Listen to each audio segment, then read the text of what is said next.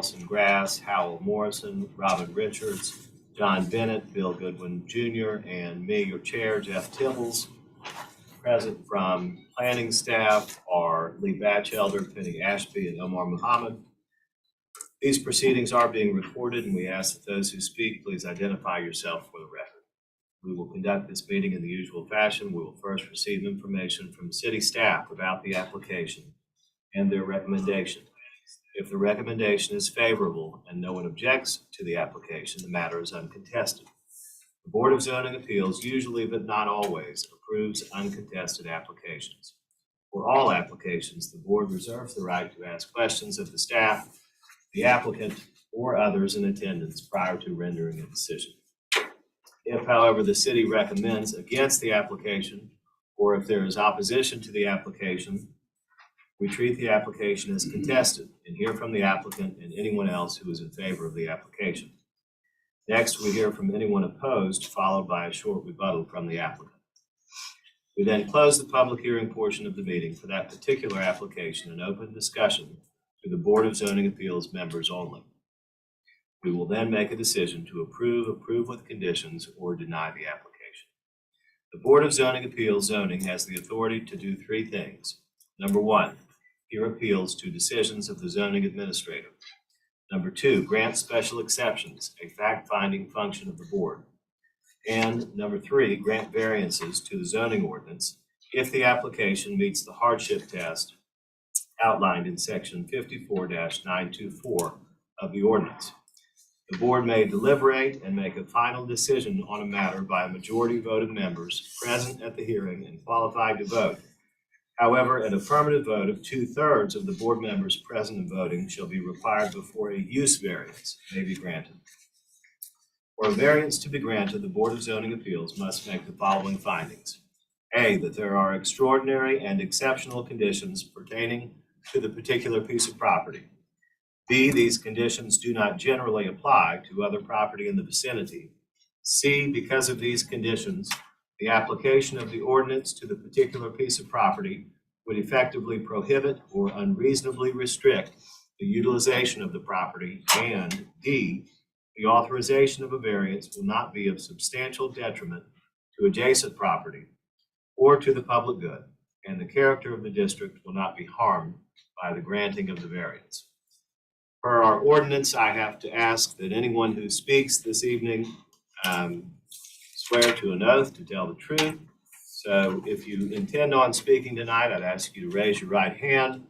Do you swear to tell the truth, the whole truth, and nothing but the truth? You'll signify by saying, I do. We do have a couple of deferrals on the agenda. I wanted to give you notice if you are here for the application under A4 of the agenda for 12A Haygood Avenue. That application has been deferred. If you are here for the agenda item A5 for 1334 Rutledge Avenue, that has also been deferred. So we'll start with A1 on our agenda this evening, review of minutes and deferred applications from previously advertised BZA-Z agendas. Item 1, review of minutes of the January 17, 2023 board meeting. Members of the board, you have that set of minutes in your package. Do I hear a motion? All right, Mr. Bennett moves to approve. Do I have a second?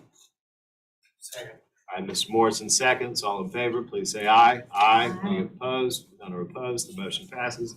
The minutes are approved unanimously by a vote of 6-0. A2, 12 Rebellion Road, South Windermere, TMS number 421-09-00-074, zoned SR-1, requesting a variance from section 54-301 to allow a 3-story addition, storage, screen porch, living room, deck, flex room, laundry, with a 1-foot 4-inch north side setback. 9 feet are required. The owners are Kurt and Anna Maria Kameyer. The applicant is Laura Altman, LFA Architecture. Mr. Batchelder. So this is an application that came before you 3 weeks ago at our last meeting, and involved the residents in South Windermere on Rebellion Road. This zoning map shows the location of the house. And you see that the house is situated towards the north side of this lot. Here's an aerial view of the existing house and the driveway on the south side. In the back corner of the property is a large live oak tree. It's a grand live oak tree according to the measurements of the trunk and our definition of a grand tree in the zoning ordinance. So it's protected. It's has a high degree of protection, and there's an area around the tree that's protected based on the size of the trunk. We'll see that on the site plans. So this is the application that was filed and the arguments that were presented with this application. The plans show the existing house on lot and the neighboring property to the north. And the other thing that these plans show, I'm not sure that there's a large tree right here as well. So you can see these circles very faintly around these trees. Those are the protective zones that are based on the size of the trunk of the trees. And here's a close-up view of that. You see this protective zone here and one over here around this grand tree. So the applicants purchased the home several years ago, and they would like to build an addition onto this house. And when they came before us last time, we hadn't had a chance to really talk beyond just exchanging some emails. And since that time, we have met, and the architect for the project presented the various concepts. I think there were 4 concepts, maybe 5 concepts that they studied as to how they might be able to accomplish their goals with an addition without seeking as significant a variance as they are seeking. But because of the layout of the floor plan in the existing house and the presence of this grand tree over here in this corner, they weren't able to make any of those options work. And we didn't have that chance to sit down and go over those other options before our meeting last week. So I had some concerns about what they were requesting, and that's what caused the board to defer it. But this is the plan that they have requested approval for, and they're placing the addition over side of the property and back behind that tree on the neighboring property, and coming close to the side property line with this one portion of the house, 1 foot 4 inches off the side property line.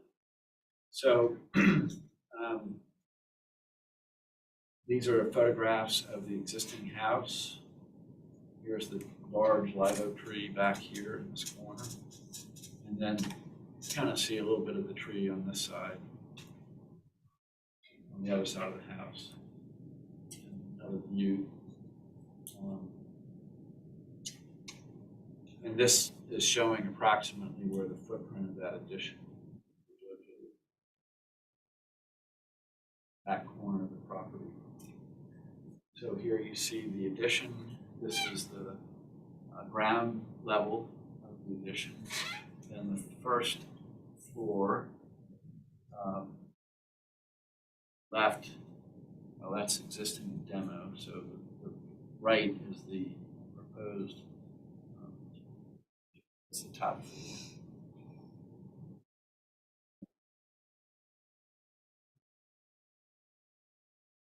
So here's the first floor of the house right here. And the addition added to the house. And a roof. Existing on the left, proposed on the right. And these are views showing that addition. This is the addition that they're proposing right here. So they explained their options and the reasons they settled on this. And agree that I think they don't have any other options for the addition they would like to build. The other thing that they were able to do in the meantime is secure more letters of support from residents that surround the property. So here we have 7 Rebellion Road is not an adjacent property owner, but a close by property owner.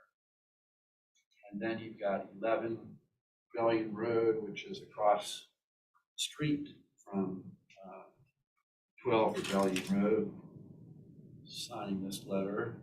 These are letters indicating that these people have reviewed the drawings and have no objections to the plans. Then 10 Rebellion Road, which is, that is to one side of the property. Then 14 Rebellion Road is the other side of the property. And then finally, 12 Rebellion,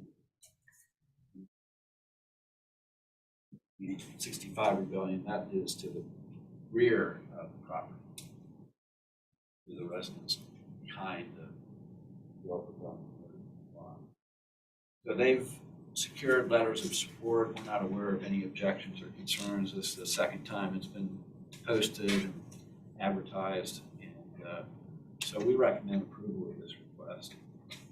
All right, thank you, Lee. Does anybody have any objection to the requested variance at 12 Rebellion Road? President and I. All right. Mrs. Altman, anything you want to say to the board tonight? You have a presentation, anything you'd like to say? I'd be happy to present what I think it's, I think we're okay. I think we heard what we needed to last week, but the city needed more time, obviously, to process the application and consider it. Anybody have any questions for Ms. Altman or Lee? Any questions, just a comment? I appreciate the effort to get through, work with the city and take some time to get through and come up with explain the position as well as the work to the variance test. I think my position, I think all 4 items in the variance test have been met. So I make a motion for approval. All right, thank you. Mr. Bennett moves to approve. Do I have a second? Second. Mr. Morrison seconds the motion. All in favor, please say aye. Aye. Any opposed? None are opposed. The motion passes unanimously. The variance is granted for 12 Rebellion Road. Thank you very much.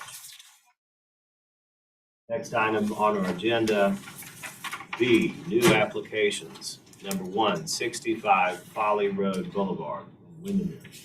EMS number 421-11-00-276, zoned SR2, requesting an appeal of the zoning administrator's decision to approve a residential short-term rental permit for this property. The owner is Eric Reiner. The applicant is Jeffrey Harbin. Mr. Batchelder. So this is another property in Windermere. And last meeting 3 weeks ago, we heard an application concerning property on Beverly Road. This is the same neighborhood, but it's on the other side of Folly Road. And this map shows the location of the property. It's kind of in the midst of that block of homes on what would be the southeast side of Folly Road at this curve. And there's a house on this lot now, constructed 3 years ago. The owner of this house did apply for a short-term rental permit. And the process, as I mentioned last month, starts with the zoning staff. So the application gets submitted to the city, to us, from the zoning division. We review it for compliance with zoning regulations. And if we determine that it is in compliance with the zoning regulations, the other thing we do is we post the property during that period of time that we're reviewing it, 10 calendar days. So a sign goes up on the property noticing the application to the public. We review it, and if we determine that the application satisfies the zoning requirements, then we will approve it and wait 5 business days before we send it on to the next review in the city, which would be the fire marshal's office. And that 5 business day period is meant to allow anybody that disagrees with us to appeal our decision. Could be a denial from the applicant, or it could be an approval that somebody, a neighbor or somebody else is disputing. So that 5 business day appeal period gives people the right to apply to appeal our decision, and that appeal then comes to you. So that's where we are tonight. We've received an application for a short-term rental unit that would be located in the back rear building of this property. And we reviewed it and made a decision to approve it. And the neighbor is appealing that decision to you tonight. So let me give you a little bit of background on this. The house and the building back were constructed just a few years ago. Here is our decision on the approval on this application, which is approval.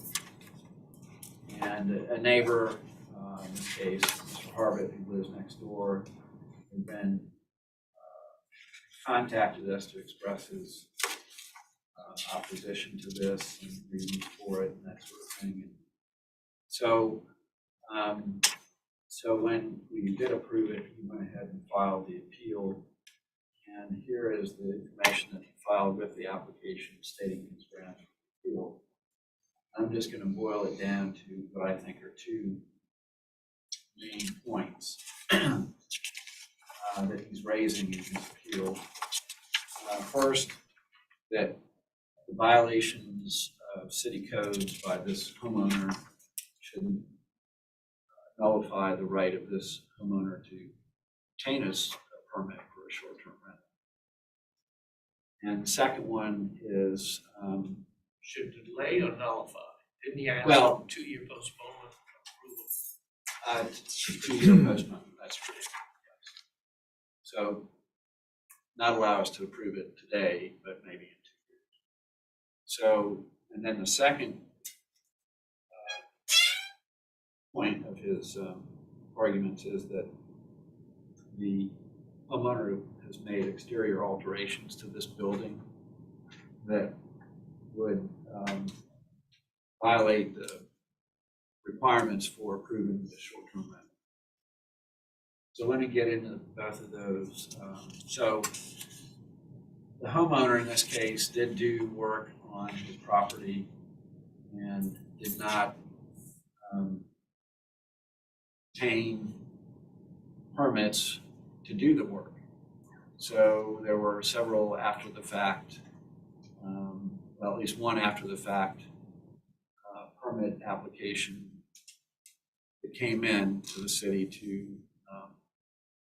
rectify conversion of what originally was a garage in the back into living space. And that happens occasionally. People don't get permits to do the work that they're supposed to get permits for. And the city will stop the people from continuing to work on it once we determine that and take action. And require the applicant to come through the permitting process for what we would call an after-the-fact permit. And in the case of a building permit, it's the zoning division that would review the plans. It's also the building inspections division. They're the ones who are responsible for building code compliance and possibly the fire marshal's office as well. But in this case, the issue is mainly the building code issue. The applicant had to not only submit the application and the plans that were prepared by somebody who met their qualifications for preparing those plans, but also they had to have a structural engineer submit a document as well. And so with the documents that we have in place from not only when that building was constructed, but when they came in for the after the fact approval, we can answer the second question of the appeal that's before us tonight. But on the first issue, which is the code violations and the appellant's argument that that should stop the city from issuing a permit today for an STR, I disagree with that position. And the reason is that the language in the zoning ordinance, which I've got up on the screen, that lists two items for the requirements for issuing a permit. And it's item number 6, or item number 7 rather, that we're addressing right now. So that item speaks to having an STR permit revoked within the previous 24 months. So if the applicant has had an STR permit and it's been revoked within the previous 24 months, then they're not entitled to get a permit for an STR. So that language speaks specifically to revoking an STR permit. In this case, there was never an STR permit issued for this property, so there was never a permit that was revoked that would trigger that issue for us and stop us from issuing approval. But that was, I think that language goes back a number of years, and it was just incorporated into the new STR standards that were adopted in 2017 when we completely revised the way we do short-term rental approvals in the city. I think if I was going to go back and rewrite this section of the code today, I would probably just say blanket, you can't have any city code violations within the previous 2 years, instead of just simply a revocation of an STR permit, because we wouldn't want necessarily to approve STR permits or encourage people to do things like what has happened to come in and get a STR permit. But I don't think that this issue is one that should stop us from issuing a permit because they haven't had a STR permit revoked on the property. But as to the second issue, I think I do agree that the permit should not have been approved because of the changes that occurred in the documentation that we have that documents those changes that did occur to that building in fact. So the STR use, I do agree that the STR use created the need for exterior alterations to any building for the purpose of maintaining this accessory use. And here are the documentation, or here is the documentation on that. So when the house was first constructed and the garage in the back was constructed, an elevation certificate was filed before the certificate of occupancy was issued by the city.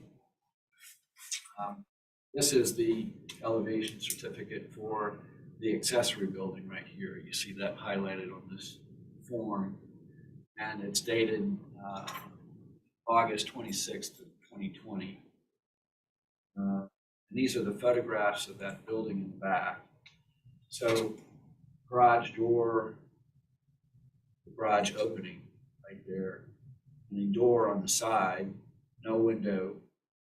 Here's that side, another view of that side, and no window. And this is August 26th of 2020, when the house was completed. This is the document that was submitted for the after-the-fact permit to convert that garage into living space.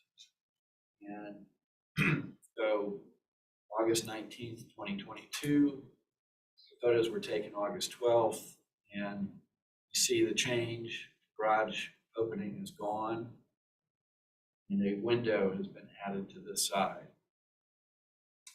I'm not sure if the garage had a window opening before, but certainly this has been added since.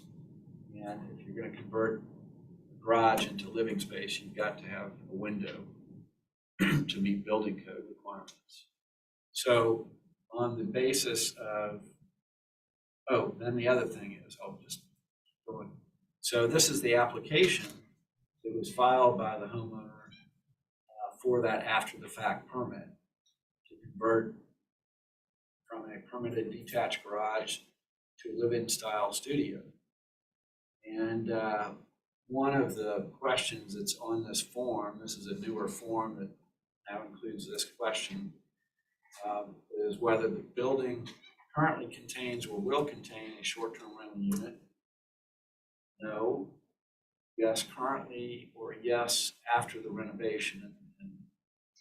And the owner checked yes after the renovation. So clearly, the changes that were made to this building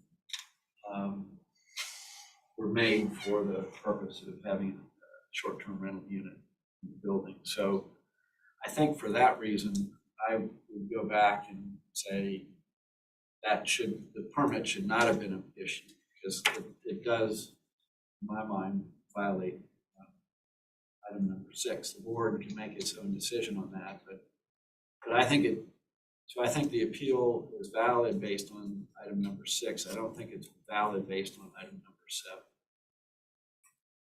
I think that's important because we get into these situations with other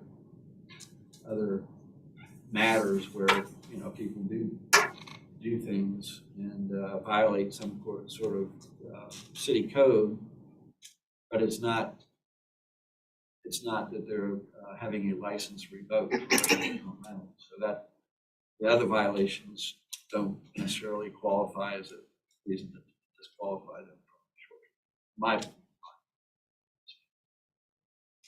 All right, thank you, Lee. So the city is in support of the appeal, is that correct? I think that's a valid grounds for. Based upon subsection 6, but not subsection 7 of section 54-208.3. Okay.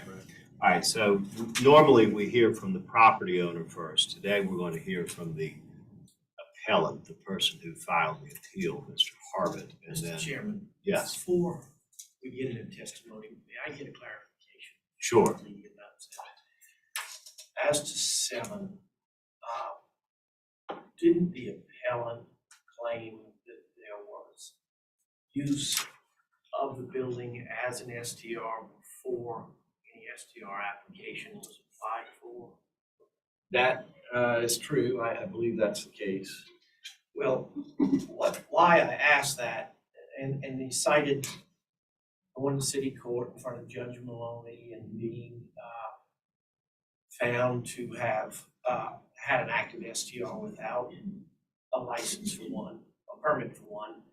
And number 7 prohibits an applicant for an STR from having a permit issued if he's had his STR previously revoked within the past 24 months. But what this homeowner apparently did was he didn't even bother to get an STR permit. And so he couldn't have one revoked. He was using it as an STR without it being revocable because he didn't bother to get one. So it seems to me there's a violation of 7 too. You see what I'm saying? There was no STR to revoke if he didn't bother to apply for one. So it seems to me 7's implicated by this as well as 6. I think Mr. Harvett would agree with you. Let's hear from him. Well, I'm not a public speaker. I do my stuff behind a scrub mask. But I'm here tonight to kind of prevent in the future what I've been going through from August of 21 through July of 22. And I had to actually hire an attorney in February just to look at this ordinance and to go over the section that Lee just talked about as far as the changes. And when I hired this attorney, I said, I want you to honestly evaluate this section and look at what he did. I said, I don't want you to tell me what I want to hear. I want an honest evaluation. And he came back, and that's exactly what he told me. He said that Mr. Reiner, based on this section in the ordinance, would be in violation. So I said, okay. And so then I went ahead and had him send a letter to the city, basically with a complaint that he was operating an illegal STR. And the reason I had him do it was because I had been calling for months and nothing was happening. And so once he sent the letter to the city, we got immediate action. And then it was actually the very next day that Mr. Riccio sent a letter to Mr. Reiner citing him for having a illegal STR. So he was brought before Judge Maloney. I was not there. My understanding was that he was fine, and he was ordered not to operate an STR until he had a license. And in Mr. Riccio's letter, it even states, you must immediately cease and desist this illegal activity to include advertising as well as renting the property while you are unpermitted. Okay, so at that point, I thought that was going to be the end of it. You know, I had taken care of the issue. Well, lo and behold, he continued to STR it even after Judge Maloney had told him not to, and the city had told him not to. March, April, still doing it. Still had not pulled his ad off Airbnb. Finally, after making more calls to the city and being told, well, nobody answered the door, we didn't find anybody there, we can't get behind the lock gate. Okay, so what am I supposed to do? I put up a camera. And after I put up a camera,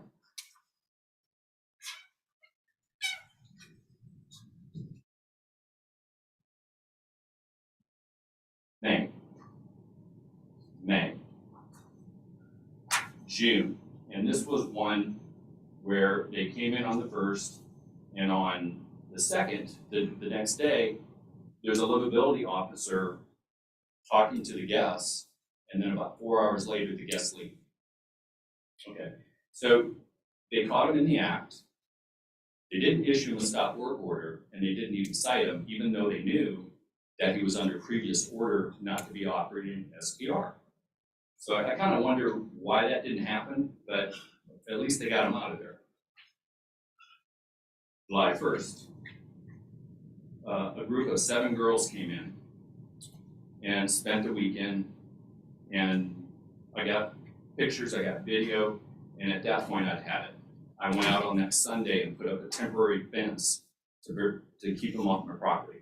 I've got, most of these pictures show people on my property from these STRs. I just had it.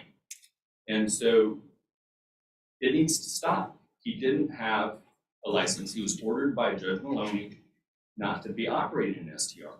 For almost 11 months, this garage conversion was inhabitable. It wasn't supposed to have anybody in there. Family, friends, renters, or anybody. It was not a habitable garage conversion. Well, no permits, just after the fact, no inspections. So for 11 months, he had people in there with an unexpected, unpermitted property. If that's not important, I just don't know what is. I mean, I think that's about all I can say because I don't speak about it. But, okay. Thank you. I think maybe it's Dr. Harvard. Appreciate it. Anybody else here in support of the appeal?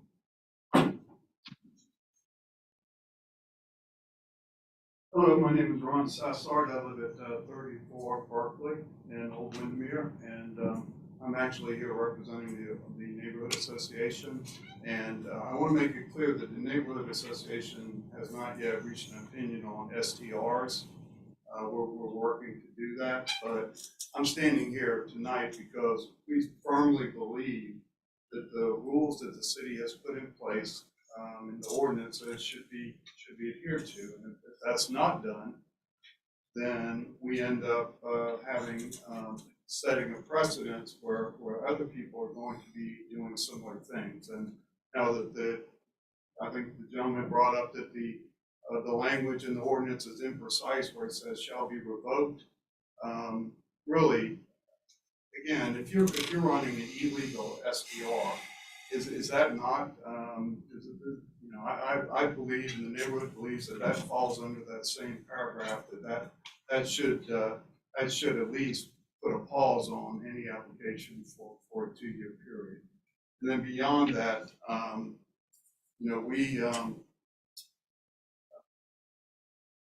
that there were issues with the building permits, particularly where the value of the buildings were inordinately low.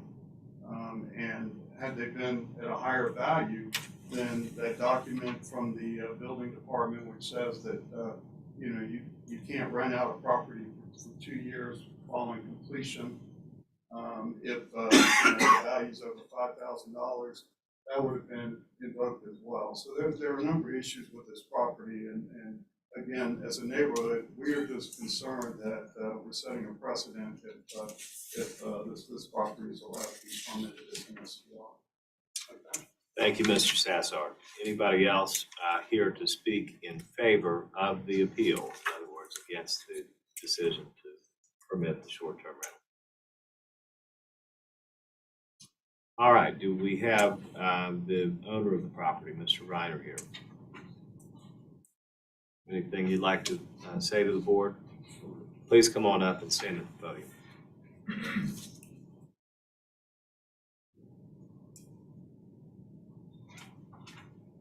Good evening.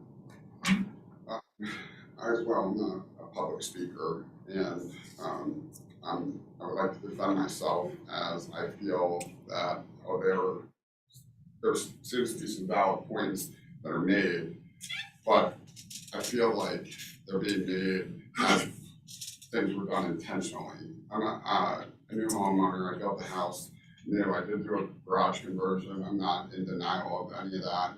I was told that you can have an STR if you live on the property. I live on the property. I have a house up front. And I complied with the city when I found out everything that I was doing wrong, from zoning to inspections to going to court to taking down my ad.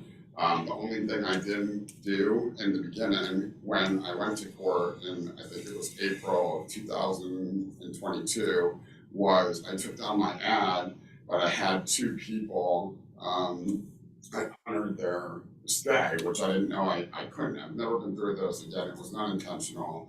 And when I was issued the citation when I went to court, I immediately took down the ad and stopped any guests from staying there. I had my cousin come into town one night with a few of her friends and allowed to stay there, which I got accused from my neighbor, which I would like to also state for the record that doesn't currently reside on the property, although he owns the house next to me. He's a landlord and has multiple tenants all over. So if we're going to talk about,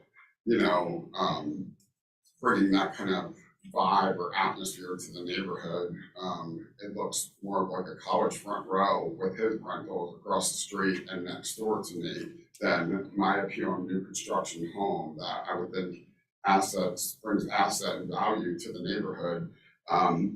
But it's irrelevant. I just wanted to state that he is not my neighbor. He owns the residence, and he is a landlord with multiple people that use my property on the daily, and I keep it as a neighborhood, as a friendly neighborhood, neighbor in the neighborhood. We just keep it civil. There's no problems. I have no problems with his tenants, but my point is that I've complied from the beginning. I did nothing intentional. When everything I found out that I did wrong or had to meet any kind of zoning, I did, and that's exactly what I did. I went through the right departments and the right channels, and I raised my hand to not knowing, obviously, but I complied and I made it right, and I can't change ordinances, I'm not here to speak on behalf of them, but how am I any different than him being allowed to have 6 rentals all around? You know, that's okay, but for somebody that complied and went through the steps, and I haven't had anyone stay there since going through the departments currently. And then the letter was issued by the city for approval of the STR, and then that's when the appeal obviously happened, which brings me here today. And I'm just here on behalf of the appeal, saying that I've complied through all the departments and all the steps of the ways, and the egress windows, and for firefighting, has to be, you know, certain size windows, and I mean, it totally meets code. Obviously, that's why it was passed. So I really don't have anything to say. It's a shame that I thought I grew up in an era where neighbors were neighbors, and you know, they were there to help. And I just feel from day one of moving into that house, a new construction home in an older neighborhood, I feel like I've just been targeted and harassed ever since for people I didn't even know there was an HOA. I have no clue. This gentleman that just spoke, I've never been invited or into an HOA or organization of any kind in that neighborhood. I've never received a letter. Welcome to the neighborhood. I've never had one neighbor knock on my door actually and say, welcome to the neighborhood. And those are neighbors. We live in a world like, I just think it's a shame that people are out there to just belittle you and bring you down more than, you know, be a neighbor and help you out. I really don't have anything honestly to say. I'm not a public speaker. I can't change the ordinance in the code. All I can do is stand up here as a local resident, self-employed, raised my son alone, just a deep Christian in the community, and it was trying to better myself as a person and follow the rules and correct the mistakes I made, and here I am. So I have documentation, I have pictures, but how petty is it really have to get other than just here to defend myself and do my word that I've complied through all the steps, and nothing was done intentionally. It's pinned as a picture as I operated this illegal STR when that's false. It was shut down immediately as soon as I recognized and that it was brought to my attention of that it was wrong, that I had to go through these steps, and again I complied, and here I am. Thank you, Mr. Ryder. Does anyone have any questions related to any steps I might have taken right or wrong that I can address? Do I have any questions for the owner, Mr. Ryder? So, thank you. Okay, thank you. We do provide an opportunity for rebuttal, so Dr. Harbert. Thank you, Mr. Ryder. Thank you. Just a couple things. 6/15/21, he was issued a stop work order. City Inspector Charles Merrick went over to the garage conversion, and he noted, it's in the city records, I think I even have it in here, that it was a conversion, no permits. He was issued a stop work order. Mr. Reiner ignored it, and then a month and a half later, he had a fully fledged Airbnb operating. So for him to think or to say that he had no idea and he did everything when he found out is just disingenuous. And as far as when he was cited by Judge Maloney, he continued to operate. I got pictures. I mean, I've got people going in with luggage in and out. It's kind of hard to dispute that. And so for him to say that he shut it down immediately is just outright false. Didn't happen. And as far as me being a landlord, I do. I have like 3 or 4 properties. But in the 21, 25 years that I've owned them, I've never had any issues with police coming over to any of my properties. Not once. And I just did a bathroom add-on on the property right next door to him. Pulled all the permits, had a contractor do it. It cost me $15,000 plus just to add a 6x10 bathroom on the back of the house.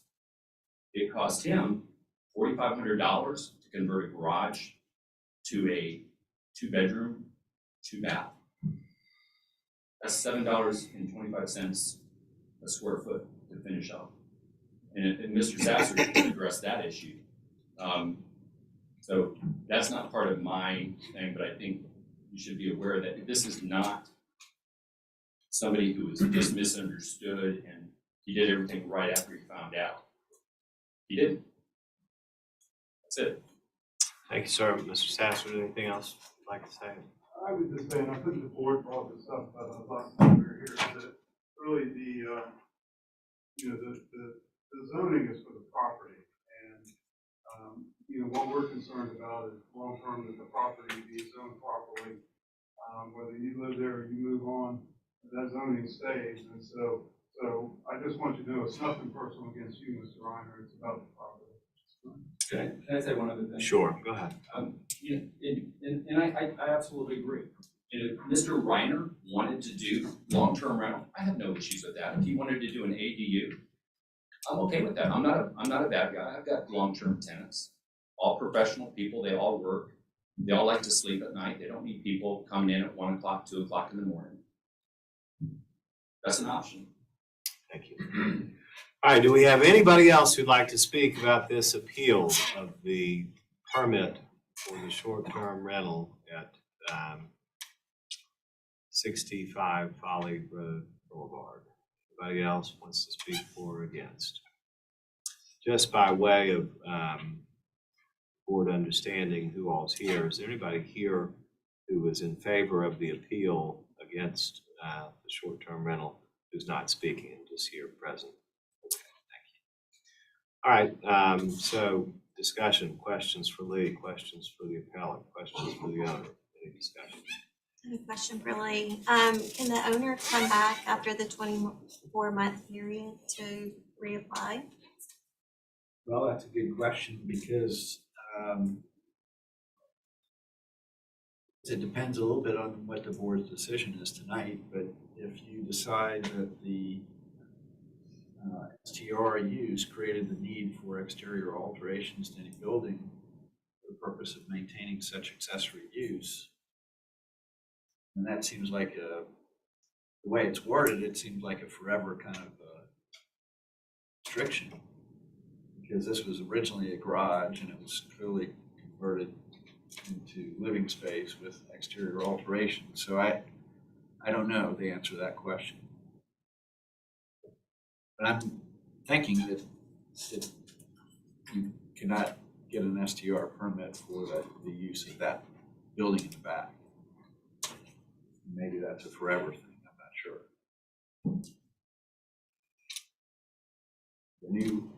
I make a motion to grant the appeal on the condition that the applicant not apply for another STR permit for 24 months. Whoever's in charge for 24 months.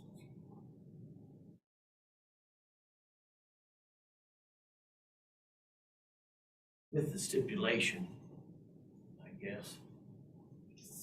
Grant the appeal with the stipulation.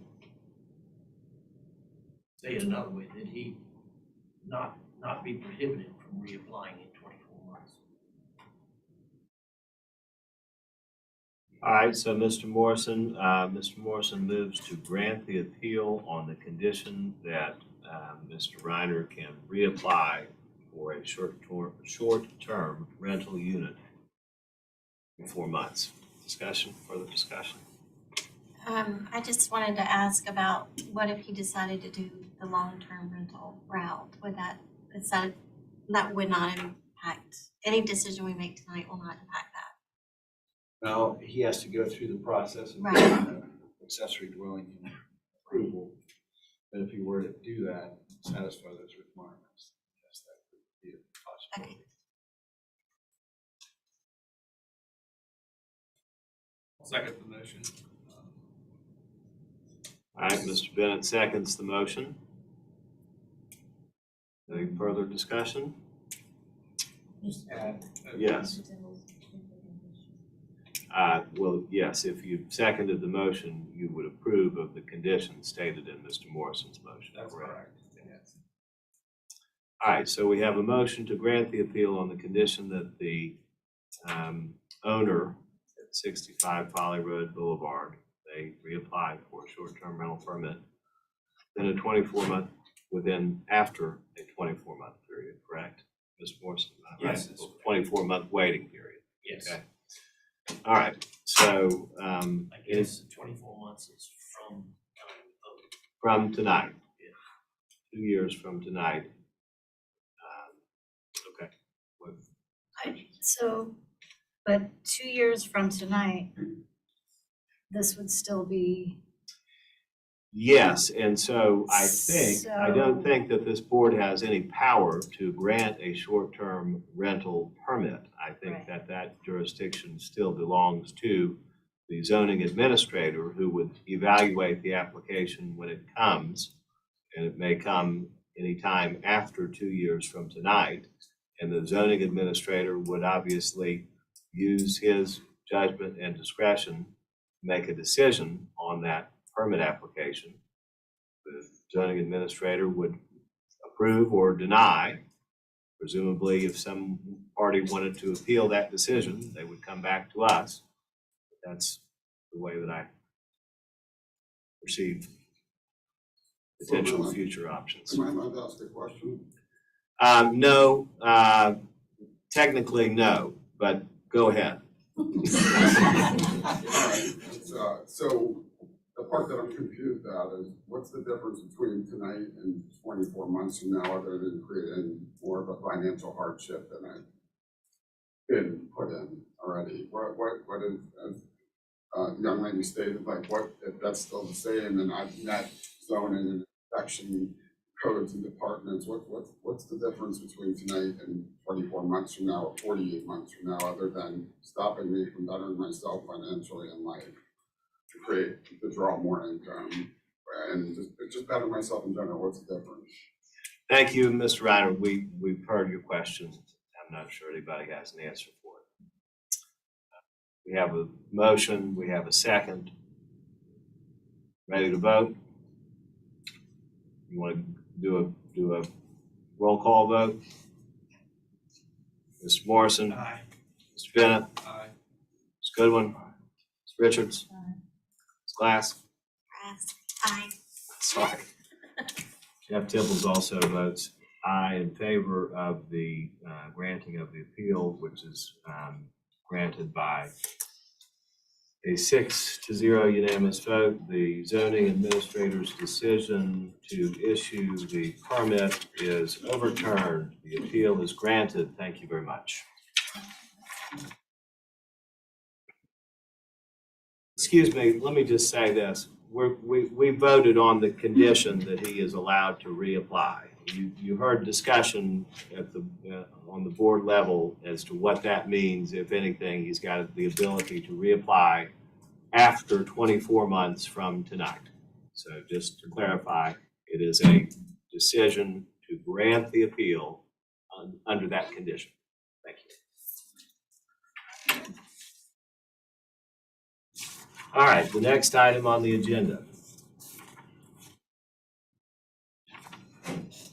B3, 78 Haygood Avenue, Hampton Park Terrace, TMS number 460-02-04-146, zone DR-1F, requesting a variance from section 54-301 to allow a 2-story addition, bedrooms, bathrooms, with a 16-foot, 3-inch rear setback, 25 feet required.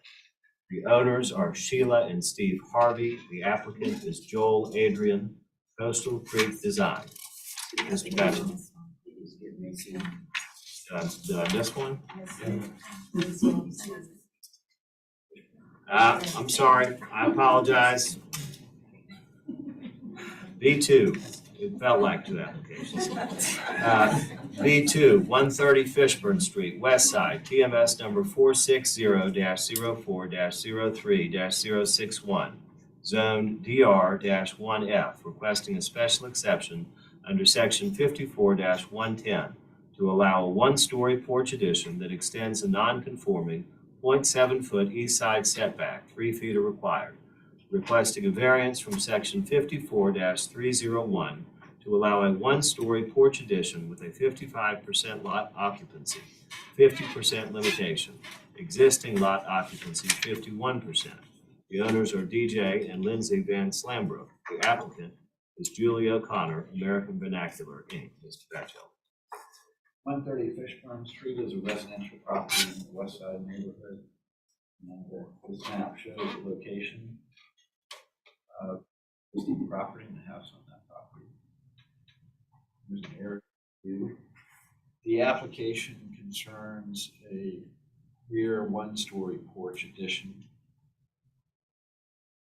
The application filed, plans did, and so I'm going to move forward because there's a better.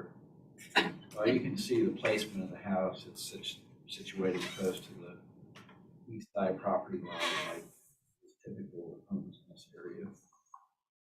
And right through these photographs of the existing home. This does a good job of helping to understand what's requested. So the existing house footprint is on the top of this image, and then right here below is the proposed footprint with this porch addition on the back. So it's this part right here that is requiring your approval tonight. The second floor, this is a roof over the one-story addition. We'll go to elevations. You can see this is the existing condition at the back of the house right now. This is the addition of that one-story porch. So that is what is requiring the special exception to extend the non-conforming east side setback and the variance to bump up slightly the lot occupancy of it.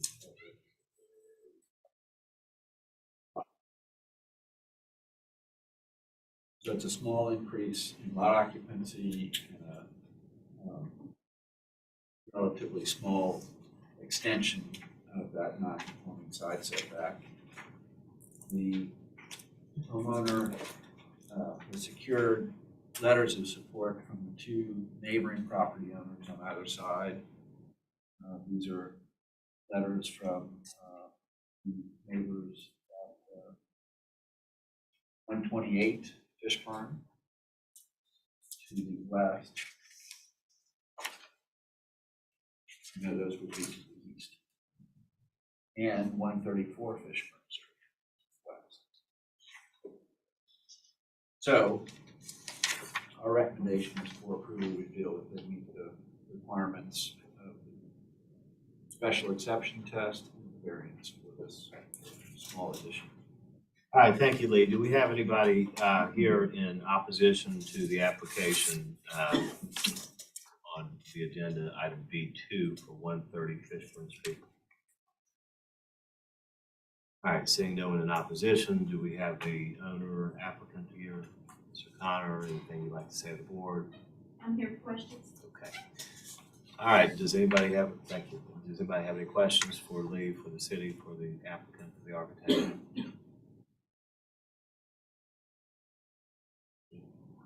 Approval? All right, move to approve, do I have a second?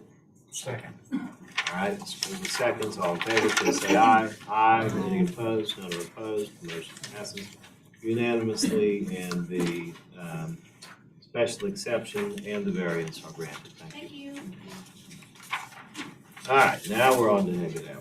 Item B3 on the agenda, 78 Haygood Avenue, Hampton Park Terrace, TMS number 460-02-04-146, zone DR-1F, requesting a variance from section 54-301 to allow a two-story addition, bedrooms, bathrooms, with a 16-foot, 3-inch rear setback. 25 feet are required. Owners are Steve and Sheila Harvey. Applicant is Joel Adrian, Coastal Creek Design. Mr. Batchel. This address might rebel in minds, because this property's been before us a couple times in the past. And the proposed changes to the house with an addition on the back, approved in both of those instances. The most recent was December, but it also requires the BAR's approval because those plans involve a slight change to the roof. Well, the second plan involved a very slight change to the roof to the house, and that was denied by the BAR. So they've gone back to the drawing board again to come up with a revised plan. This is the zoning map just showing the location mid-block in that block along Haygood, opposite the Citadel's business school. Here is the aerial view showing the Citadel's business school right here, and this is the one-story house right here, very small house. And the information that was submitted with the application shows the existing footprint right here and the proposed addition. So now they've had to move the addition all the way behind the existing house. It would be 2 stories so they could get some more bedrooms upstairs. And it's connected then to the existing house by this 1-story addition right here. And doing that means that the addition now extends into the rear setback area. And so this shaded part back here is the 8-foot 9-inch encroachment into that rear 25-foot setback. But in other respects, the addition satisfies the side setback requirement. So that's what brought it before us before, but now they've met those requirements and they're proposing to just go further back on the lot. And floor plan showing that addition and bedrooms, additional living space that would allow them.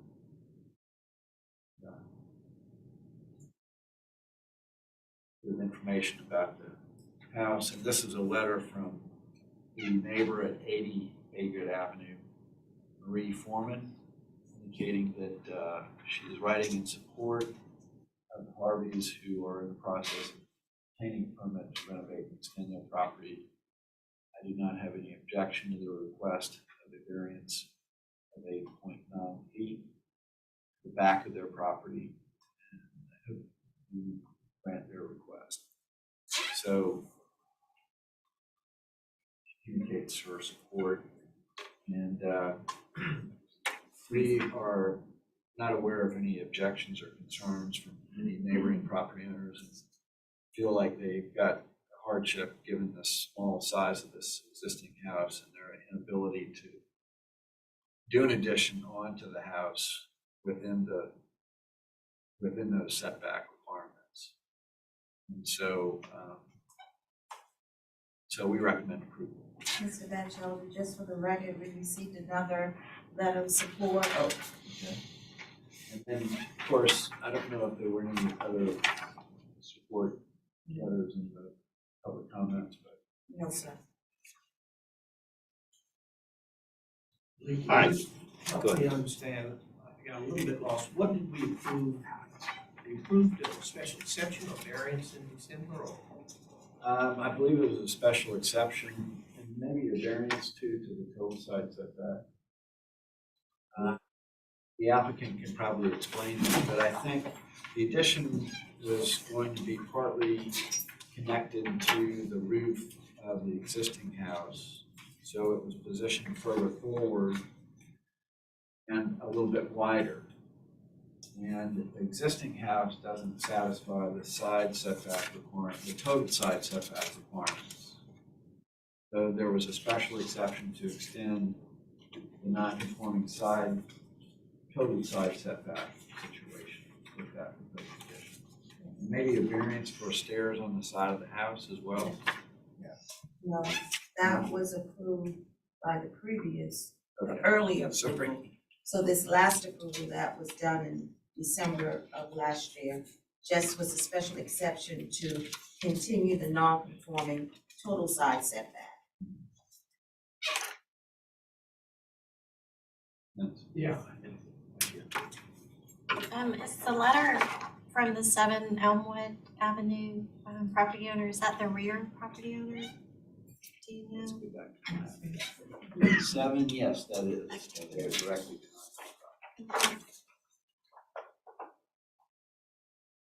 All right, is anybody here in opposition to the application?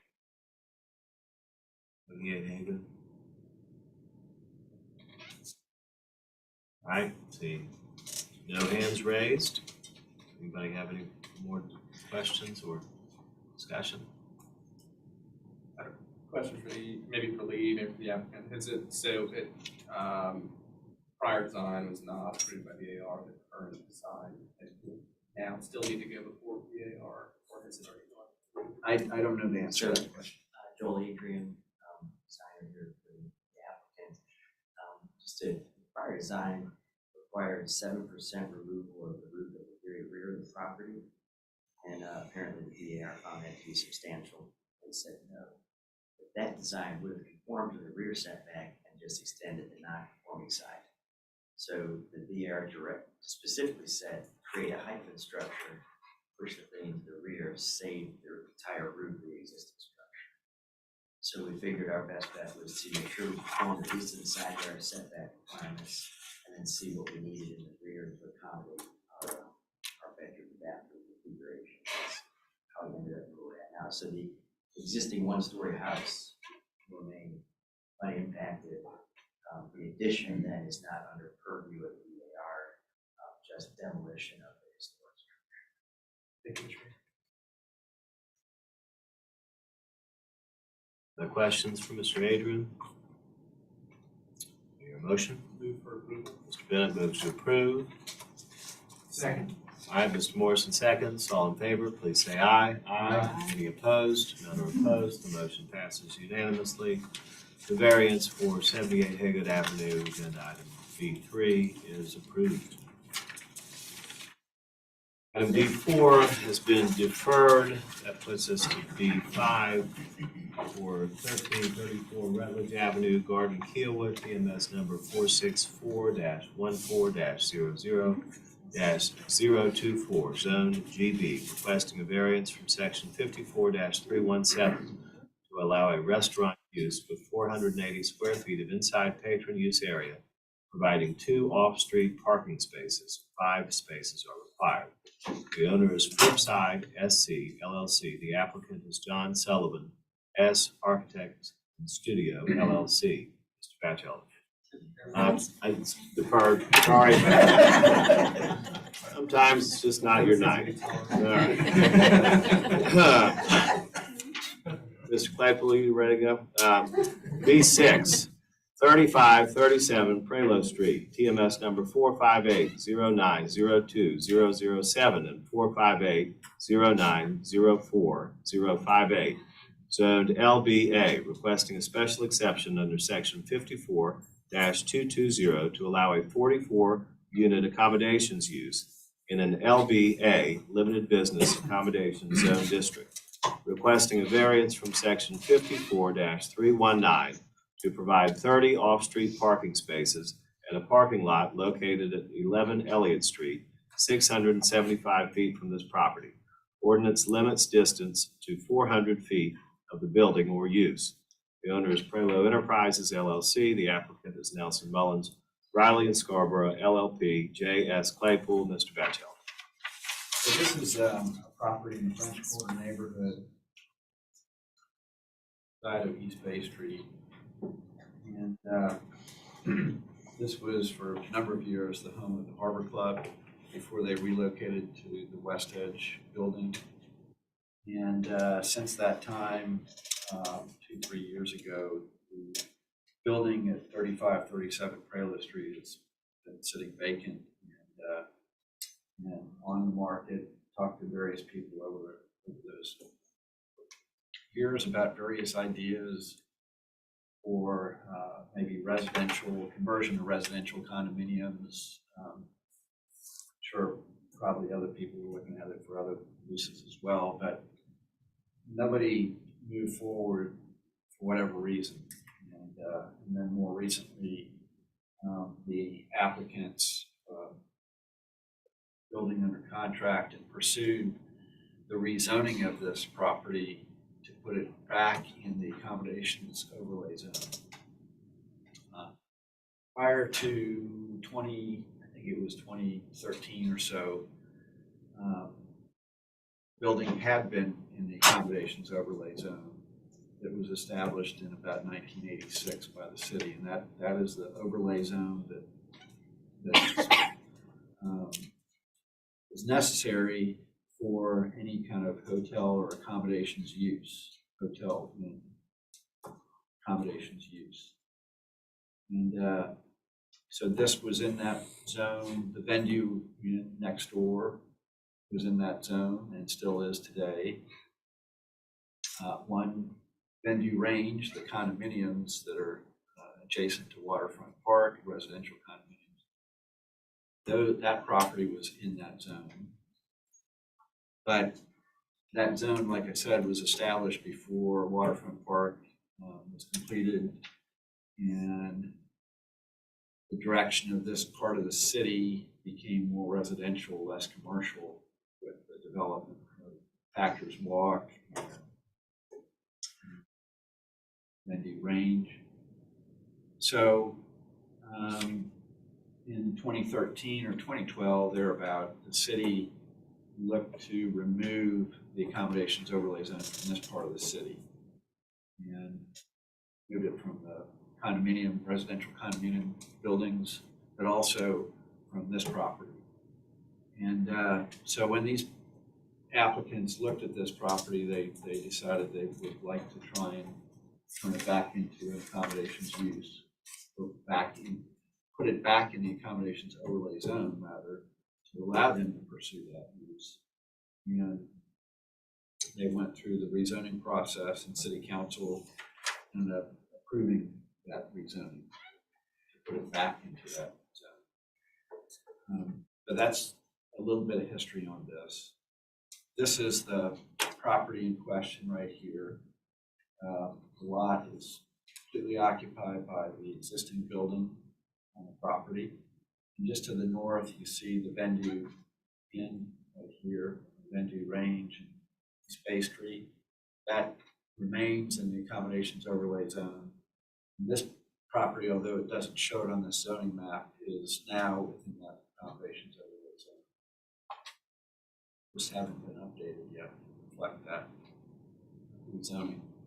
Across the street is the one Venue Range residential condominium development with the city gallery in this building right here. And then to the south would be the Packers Walk residential condominiums. You've got some office spaces and commercial uses and a couple residential buildings right here, I think. And then in this direction, you've got a building that was for a long time an office building with some ground floor commercial. It still has the ground floor commercial, but the upstairs, the 2 floors on the upper floors of that building have been converted to residential condominiums. So you've got a mixture of uses around this site. And here's an aerial view showing the building as it looked when the Harbor Club was there. You also see some of the other commercial buildings around it, the parking garage down here, East Bay Street at the top of the image, and Waterfront Park down here at the bottom. And then the second part of the request involves the variance to allow their parking requirement for this proposed 44-unit accommodations use to be located more than 400 feet away from the property at 11 East Elliott Street. And this is the commercially zoned lot that is 11 Elliott Street. And here's an aerial view of that property today. So it's has surface parking spaces on it, an old drive-through building that I don't believe is used for that use anymore. And so the applicants have obtained a long-term lease to put the required parking for the accommodations use on this property. And here's the map that shows those two properties. So here you have the 3537 Prelude Street property. And here you have the surface parking lot for their parking. So now we're into the application itself and all the materials that were submitted with that application. Here's the letter that begins to address all of the points of the special exception test. And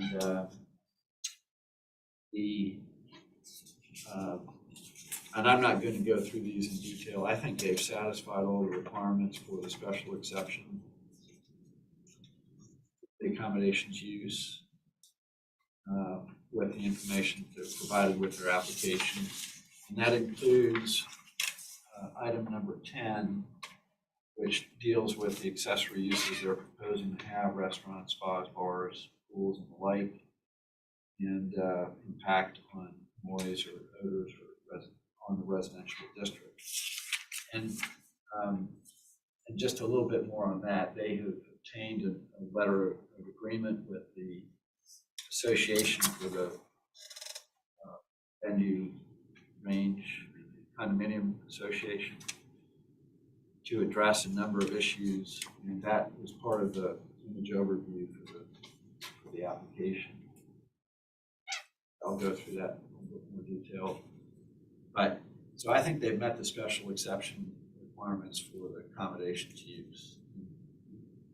The other thing you should know is that they're not proposing to leave the building as it is today. They're proposing to make changes, and that will require an approval by the Board of Architectural Review, and that'll be an interesting discussion because they're proposing to take a building that's historic, it's very old, and rebuild sections of it that were removed after the earthquake. They've been there for a long time, and then add to the building, the original building, with this rear portion, which you'll see in a minute. So these are the plans showing the building, and the way it looked when the party club was there. This is the front portion along Prelude Street, and this is the rear one-story section looking from Cords, and this side is the side facing Venue Range. That'd be right. That's Gendron. Yeah. So, and then more information submitted with the application, a little bit of history about the site, and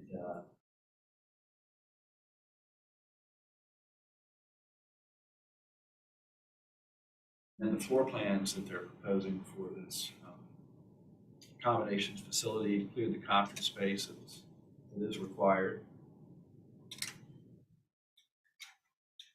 and the rooms are laid out. Then you get to the top floor. So this this area back here would be an addition to the existing one-story building. It would include rooms on the floor below, right here, plus this rooftop area where they would have kitchen lounge and a deck, as well as these rooms up front, which are in a half story that they would propose to rebuild. So the building that exists today is what's shown here in white, and the additions are shown in the brown color. And those additions would recreate the original building that existed on the property from, I think it was sometime in the 1830s or 1840s. Then from the side view,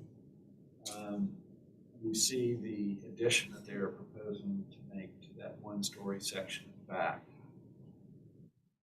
And this would be the rooftop restaurant space and the terrace. So there are changes, significant changes to the building. Those are going to be interesting discussions at the BAR meeting when they have that. But I think for the sake of the accommodation special exception and the transfer of the parking, I think it's proper for them to move forward with the board of zoning appeals first. And use building, and then these views kind of illustrating the way they would propose to build that addition.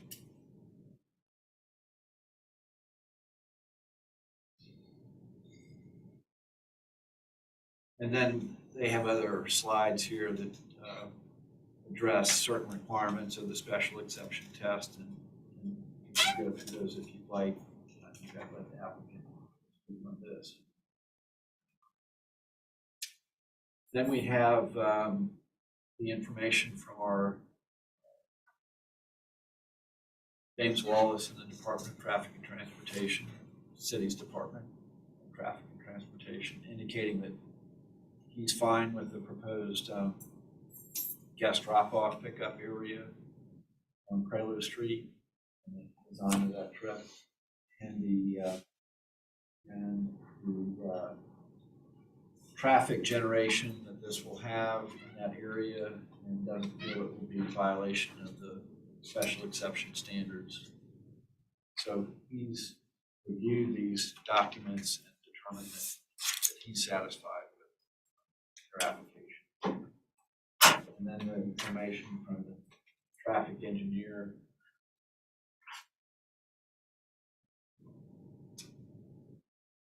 shows the parking layout for that surface parking lot, or how they're going to fit the 30 spaces on the property. And this is information that we received in support of the application. So we have the neighborhood president for the French Quarter Neighborhood Association. We're from the board president of the One Venue Range Association. And there were other letters or statements in support that I believe were part of your public comment package as well. And this is the parking lease that was submitted, where it meets the minimum 10-year term that is required by the zoning ordinance for off-site parking. The only issue, again, is the distance from the proposed hotel to the proposed surface parking lot being more than 4 inches.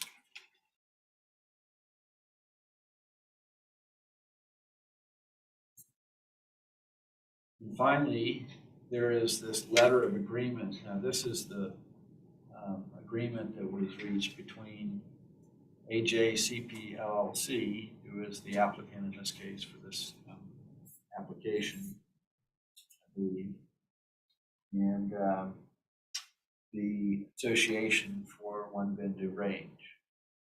And it goes through and lists a number of items, including addressing the noise, potential for noise that would be generated from the terrace, that rooftop area. The size of that terrace. And more details about noise and the way speakers would be positioned, the TVs, if there are TVs out there. No live music would be allowed, no microphones. The other matters would be the hours of operation of the terrace, the way the furniture is positioned up there on the terrace, parking, and how that would be handled, the garbage collection, commercial pickup and deliveries, only one kitchen being allowed on the property. And that covers the major points. So they've come up with this agreement and signed agreement. And I would propose that, because I'm going to be recommending approval of this application, that this agreement be a condition of the approval. In other words, that the city makes as a condition of its approval for the special exception terms of this agreement. We've done that before, most notably with the Grand Bohemian Hotel that sits at the corner of Wentworth and Meeting Street. And the neighborhood reached an agreement with the developer for that hotel. And the city, as part of its approval for that hotel, made those terms, the terms of that agreement, a condition of that approval. So I would propose that we would do the same with this. And Can we go back and look at the title of this document? The title of the document that you were proposing be a letter agreement, I suppose. I guess the letter of agreement dated January 30th, 2023, between AJCP LLC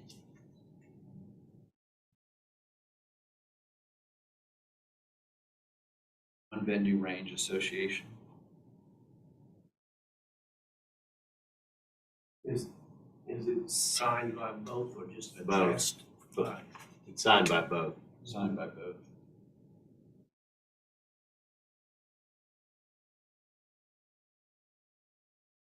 Okay, sorry.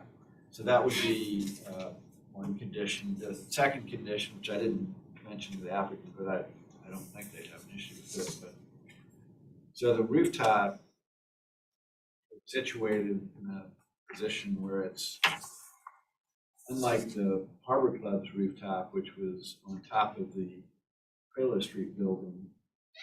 This rooftop would be behind the Prelo Street building with that proposed half-story addition and on the west side of that building. So I think that that allows for some additional protection from noise to the One Venue Range Association. If for some reason the BAR says, no, we don't want to approve the half-story Prelo Street building because that hasn't been there in years, that if that was to change and not be approved, then that would create a slightly different situation with the exposure of the Venue Range Association. So I would suggest a second condition that the approval is conditioned on the form of the building being approved by the BAR. So that if Letter agreement doesn't address that contingency at all. No. That would be an additional safeguard. If they're successful in getting it, it looks like it would be a big improvement to the building. Would this be a sort of mass, not a limit? What I mean by that is, for example, if this form were not permitted by BAR, but some smaller was, would that be permitted, or are you proposing in your condition to limit the greatest extent to which this building could be expanded? No, it's really more, I'd like to see it expanded this much.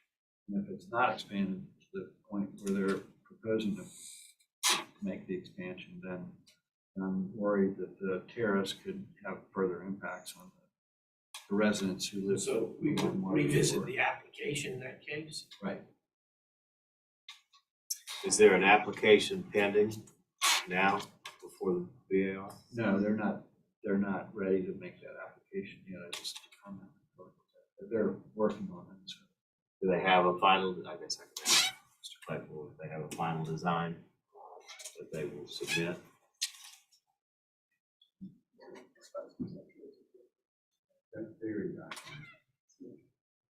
Far enough, well, Mr. Tibbles, in terms of design, that's the concept.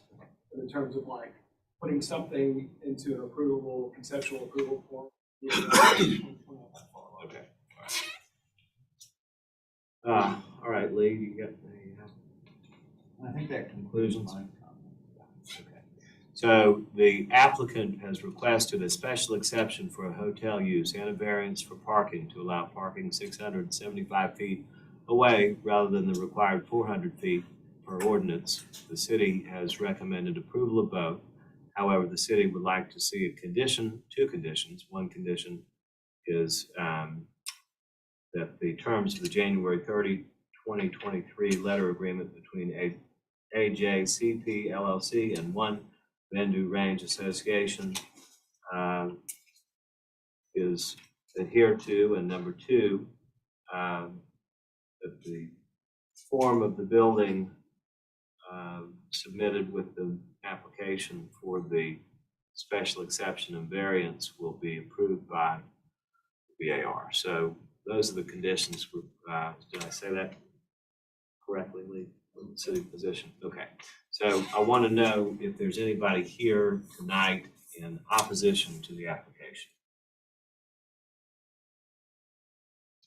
All right, so no one is here in opposition to the application. Mr. Claypool, I assume you have a presentation. I do not, Mr. Tibbles. I'm happy to answer. First of all, I have the architect, a representative of the building owner. All right. Member of the development team, myself, anyone here able to answer any questions about the 54-20 special exception, variance. We can get as detailed as you want to go. I thought Mr. Batchelder did a really good job just sort of giving you the context, which is that we have been working on this project for months. It's gone through public hearings, meetings, city council. We have met numerous times with the Florida Owner Association, who's keenly interested in seeing this building put back into service. It's been vacant for 3+ years. They're keenly interested in seeing it put back into service. The building representative, the owner representative would talk about all the kick tires from other prospective purchasers who could not make anything else that they tried to do this project work. A big challenge there is parking. The building occupies every square inch of the footprint of the parking. There's no on-site parking. So as to the parking variance, whether I was asking you for, frankly, if I were to ask you for any use other than private club, I would have to seek a parking variance because parking is so extraordinarily tight in the situation, and you can't park on site that it would, in some form or fashion, require variance. Going back to the neighborhoods, we have met and you've seen the agreement with One Bendu Range. I think what Mr. Batchelder was asking is certainly fair. We reduced our agreement with the neighbor to writing. They could enforce it against us if the city or any other affected neighbor wanted to enforce it against us. That's fine. I'm still chewing on the second condition, Mr. Batchelder. My thinking is that this application is for the plans that we have proposed in this application, which show the 3 stories and all the room counts and the square footages. So if through the BAR process we were obligated to change that proposal, my sense is we'd have to come back here anyway because we didn't get approved for Plan B. And if y'all are architects, there's some beautiful photos right after the earthquake. You can see the 3 stories with the gable roof. You can see the Sanborn maps, how it used to be a single building, 3 stories, gable roof. That's the inspiration for taking it back that way.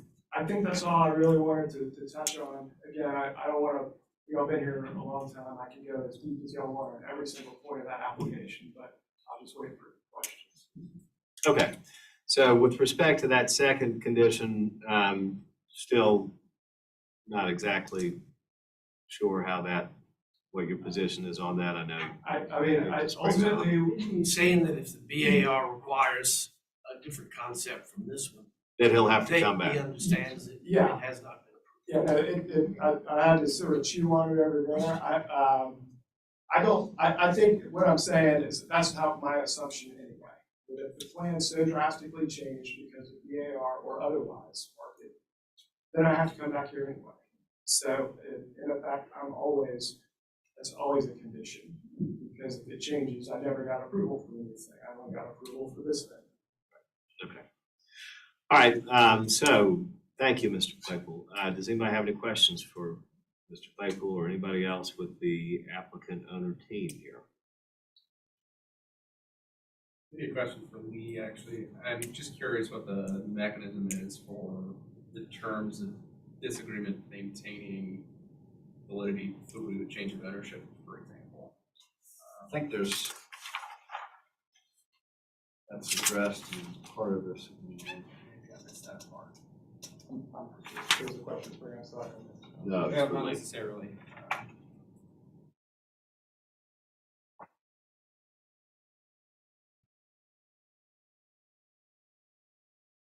So, Mr. Claypool, my question was essentially, the terms of the agreement, while binding between BZA-Z PLC and, to the extent that BZA, makes it a condition of approval, what would happen in the event that the property changes hands or changes ownership? It runs with the title. It runs with the title. So there's a provision, I'm trying to find it for you, section 11, talks about, upon AJ's acquisition of the property, will cooperate to prepare and deliver a recordable memorandum of a letter agreement, be recorded against the property, it binds the property forever, however long it's like.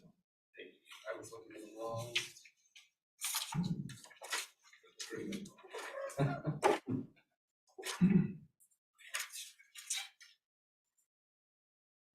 Any further questions or discussion? I'll just say, for me, I feel as though I do understand and I appreciate the condition, the second condition that was stated by Lee.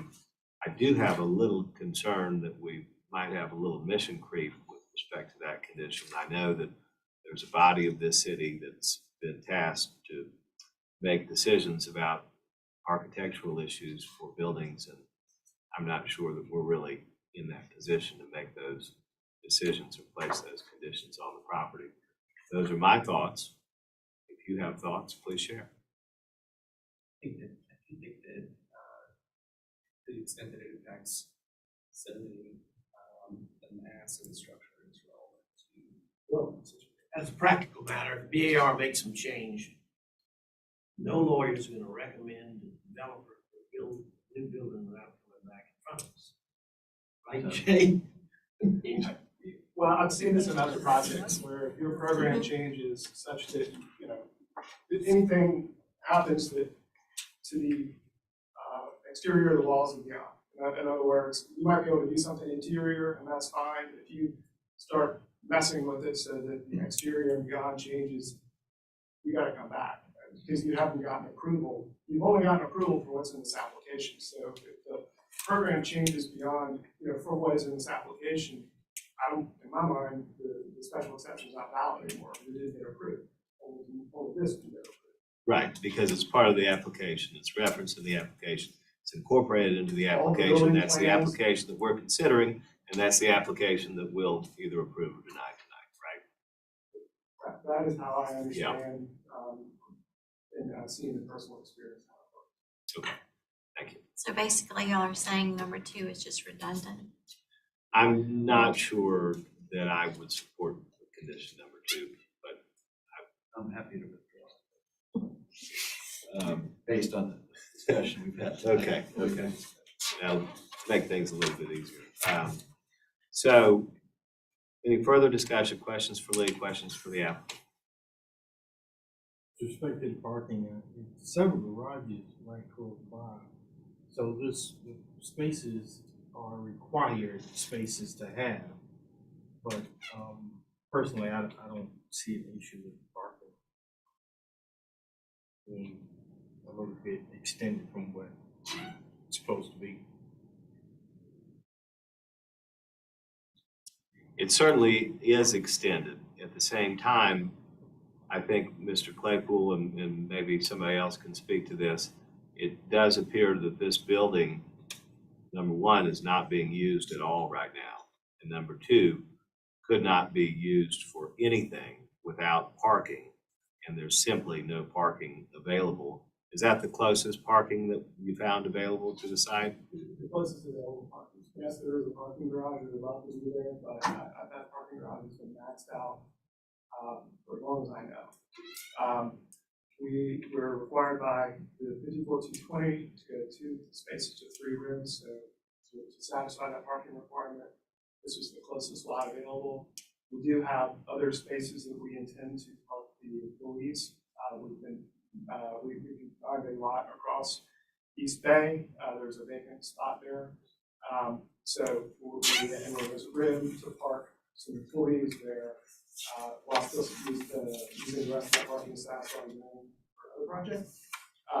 But to answer your question in a very long way, yes, this is about as close as we can come and find sufficient parking to satisfy the parking. So, I mean, the strict application and Lee, would you agree with that? Is that if they cannot, and I'm not even talking about just a hotel use, I'm talking about any use of that building would require parking, which they don't have. Is that correct? Right. So it's unusual that we would deal with this part of the variance ordinance, but it says would effectively prohibit or unreasonably restrict. I almost think you've got a prohibition here of use without some variance for parking, no matter what the proposed use is. I do agree. I think it's rare to see a project where they use parking at all with the 10-year requirement that the zoning ordinance requires for a long-term lease. I would add that, considering the 10-year requirement, that's reasonably close to the building itself. It's hard to find that in downtown. Especially in that area. Other discussion or questions? Thoughts and concerns? Your motion. Move approve. So, Mr. Goodwin, may I ask you a couple questions about your motion so that I can Yes. make sure I'm clear on it? You would move to approve the variance and the special exception, but you would place a condition on that motion to approve, the condition to approve the January 30th, 2023 letter agreement between AJCP LLC and One Bendu Range Association is remains in force in effect. That's correct. Second. A second. All right, Ms. Grass seconds. So we have a motion to approve with condition. We have a second. All in favor, please say aye. Aye. Any opposed? None are opposed. The motion passes unanimously. The special exception is granted, the variance is granted, both with the condition as described about January 30th, 2023 letter. Thank you very much.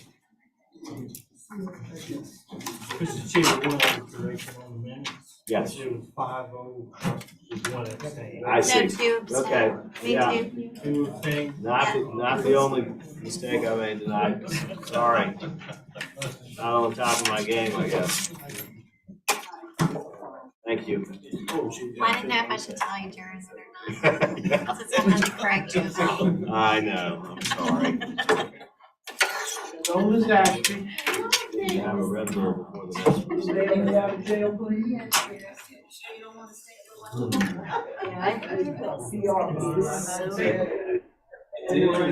It's like a yeah. fancy, like